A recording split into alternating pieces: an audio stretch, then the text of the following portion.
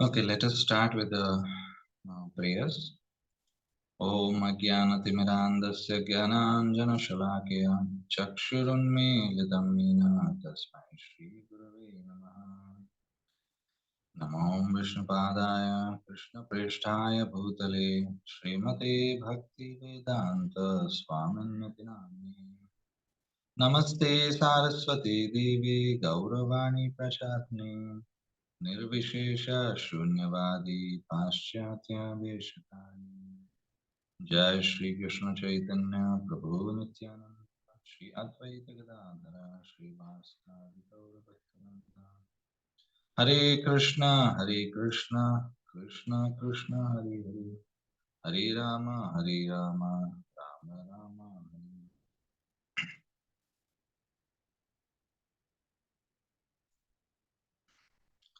Okay, Hare Krishna devotees. Again, so today 16.24 from Bhagavad Gita. This is the last shloka of this particular chapter, the nature of the divine nature. It talks about the demoniac and the divine. Okay, so reading the shloka. Tasmak shastram pramanam te karya vyavastithau ज्ञात्वा शास्त्रविधानोक्तं कर्म कर्तुम् इहार्हसि. Okay, reading the translation. One should therefore understand what is duty and what is not duty by the regulations of the scriptures. Knowing such rules and regulations, one should act so that he may gradually be elevated. So, from this chapter, there is a series of explanations by Krishna to Arjuna about the nature of the divine as well as the demoniac. So we have seen how it talks about, he mentions about the nature of demoniac in specific. Okay, so more or less, if we see today's world, these characteristics or these are the features we find in most of them. It occurs or it arises in their behavior or the way they are living. Including ourselves, sometimes we behave in such a way which is ashastrik. So here Krishna is talking about the ashastra or the something which is against, you're doing against the scriptures.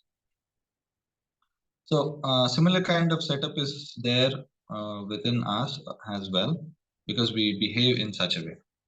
Okay. So this one characteristic I would touch upon from Mahabharata. Of course, in the holy scriptures, there are different characteristics which have been explained regarding this, who have been not matured enough or always been deviated, or they do not have the power to discrete from what is right and what is wrong. Okay, so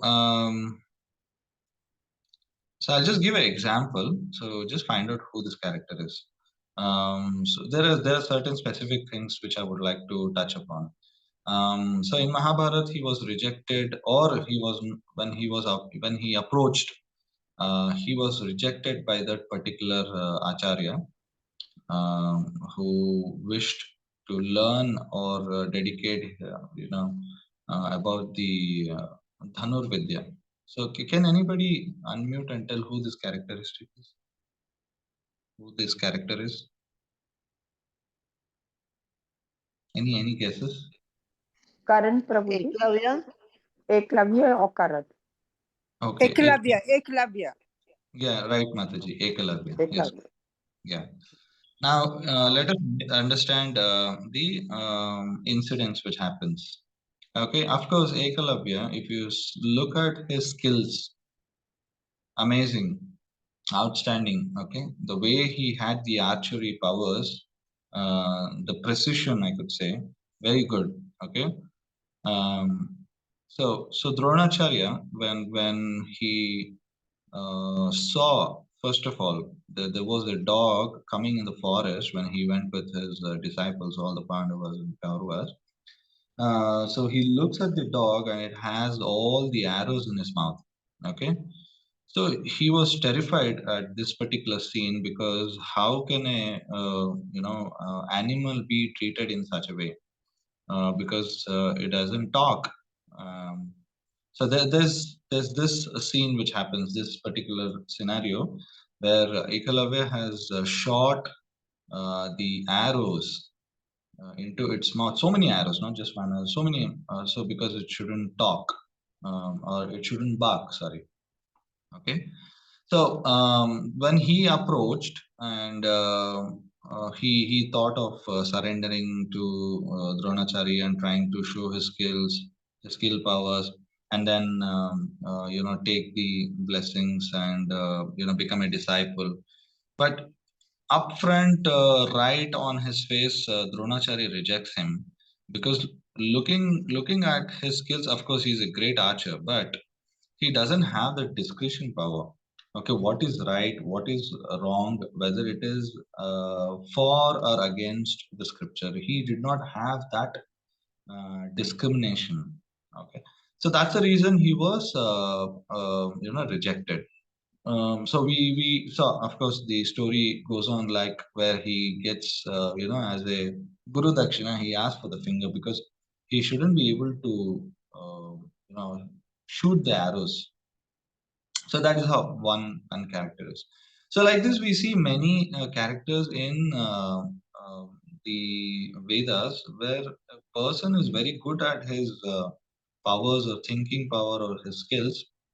Another example I can give you is Ravana. Ravana is a very good engineer. We have so many engineers today. Every parent wants their child to become engineer and send US or UK, wherever, Australia. But Ravana also is a very good engineer. He was so much intelligent. His intelligence power was very high. Okay, so he in fact wanted to build a staircase to heaven from Earth. Okay, from Lanka, where he was living.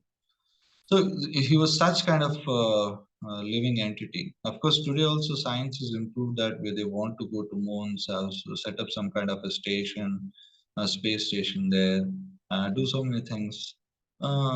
So here we see a personality in Ramayana, lakhs of years back. He's trying to build a staircase. Leave. Today we are trying to push the thrust through the rockets, but here he wanted to build a staircase. So what kind of staircase he was? What plan he had? So what testings he would have done, experiments he would have conducted. Just imagine. So of course, the way he had manufactured so many things, his plane. Okay, the plane. He was Ramayana mentions about a plane. He had a very powerful plane. Okay, even Shalya also in Krishna story, Dwapara Yuga, kind of an unidentified flying object we call today. So this flying object, and he created such kind of a flying object that it couldn't be seen in the sky, and it did not generate any sound. Today, if any jets go, the fighter jets go in the sky, we tell our children, show our children outside, right? Or we also sometimes get panicked if it is coming too close to our range. But these kind of flying objects which they had created, such a powerful, so it was as huge as a city. An entire city can enter. So that was the power he had, Shalya. It is mentioned all these details. Okay, we are fascinated today by all these movies like Avengers and all other things which shows these powers, these kind of objects. But in the Shastra, we see that there were great engineers, there were great scientists who had these kind of weaponry systems, or the objects they were trying to control. Here. So what I'm trying to say is, of course, you may be very good at materially intelligent, very skilled and everything. But if we do not have the discrimination power of what is good and what is bad, or what my duty is, what not my duty, and we do not fall under the rules and regulations of our scriptures, then then it is useless. That is what is mentioning here. Krishna clearly tells about that. Here, therefore, one should definitely understand what is required according to the scripture. Knowingly, all these things, the rules and regulations, we should gradually get elevated. So our business is to get elevated in life, not to degrade. Okay, the characteristics what we see mentioned in all the shastras is all getting degraded because they did not go to the next level, or they are not glorified as well. So our main business in Krishna consciousness is to get elevated, because the consciousness, we do not have so many powers and skills as I mentioned in all these things, but we are doing in our own way. But we do not have certain times this power of thinking what is good or what is not. Okay, we were not able to do that. So that's the reason we require a guidance from a spiritual master. So we always continuously, what happens is we continuously hear, we read these shastras. That is the reason Bhagavatam, it says Nityam Bhagavata Sevaya. So you have to serve the Bhagavata. Okay, there are the two Bhagavatas. So one is the book itself called Bhagavatam, and the living Bhagavata, the person who is following the Bhagavatam and repeating the same thing, the instructions from Bhagavatam. So this kind of a setup is given by the Shastras for us, where we have to learn and improve ourselves in our consciousness, so we get elevated. Okay, so that is overall explanation of this particular shloka. Okay, how we can engage ourselves, and the method, if you see, it has been very easy for us. We just have to chant the Mahamantra, Hare Krishna Mahamantra, and there are rules and regulations which have been given. Well, they are very pretty simple. It's not like you have to turn yourself upside down. Okay, like other yoga system, it's not possible in this age. So you just have to chant this mantra. There are few rules and regulations: do this, do that, and read regularly. Hear mainly the lectures or the conversations of the Lord.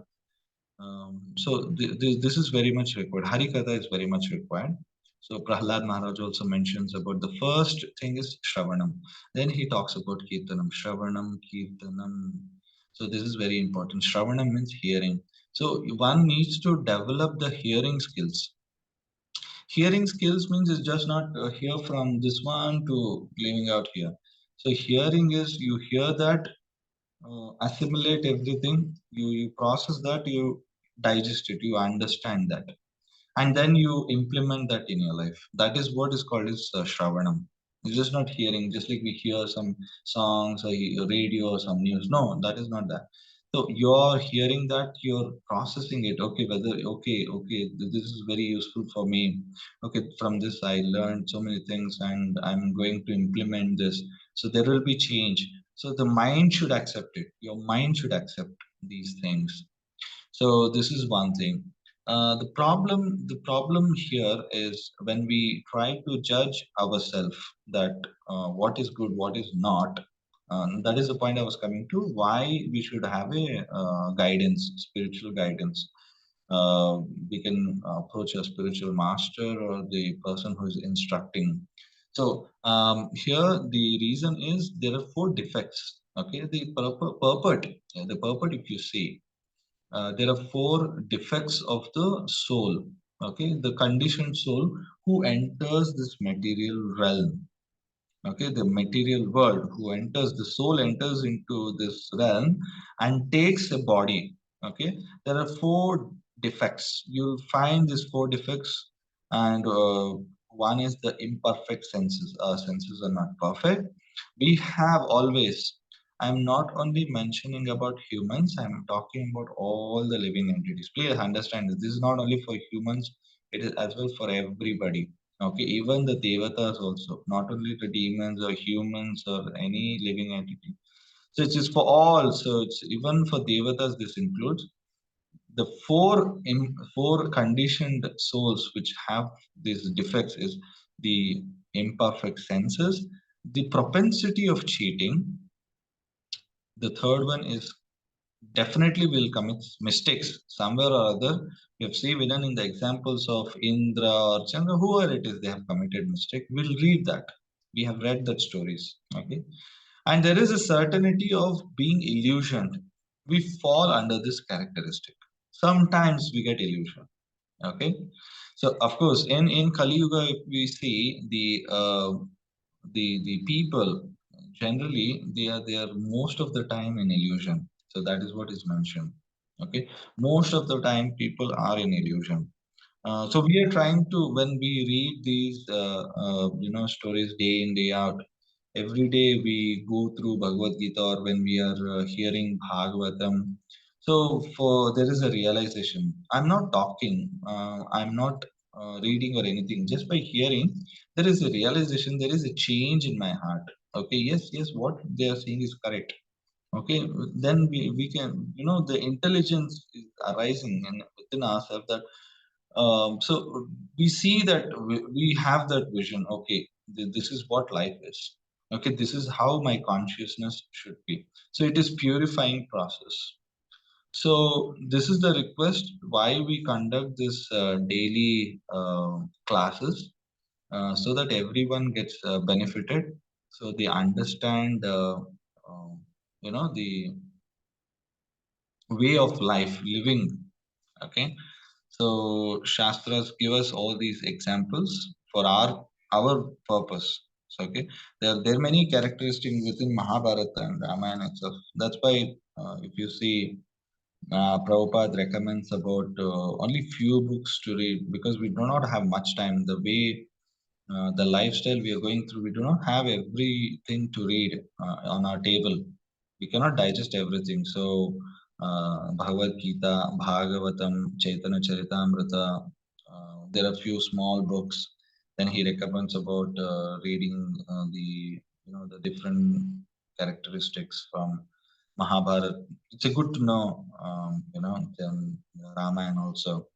So even Vyasa Muni doesn't give all the descriptions of different pastimes and all. He especially writes this Mahabharata and Ramayana, so for our benefit. So we have to take the benefit of all these scriptures which are there. So there's a very nice, way of living. This is a different world, I could say. The one who reads, the one who goes through this, there's a different world for him. That is guaranteed. So that is what all our spiritual master or the acharyas have been instructing us to follow. Okay. So I hope this chapter ends here, and you all have understood every day attending the classes what are the natures. Okay. So I'll end my class here. Anybody has any clarifications, or we can close this session. Hare Krishna.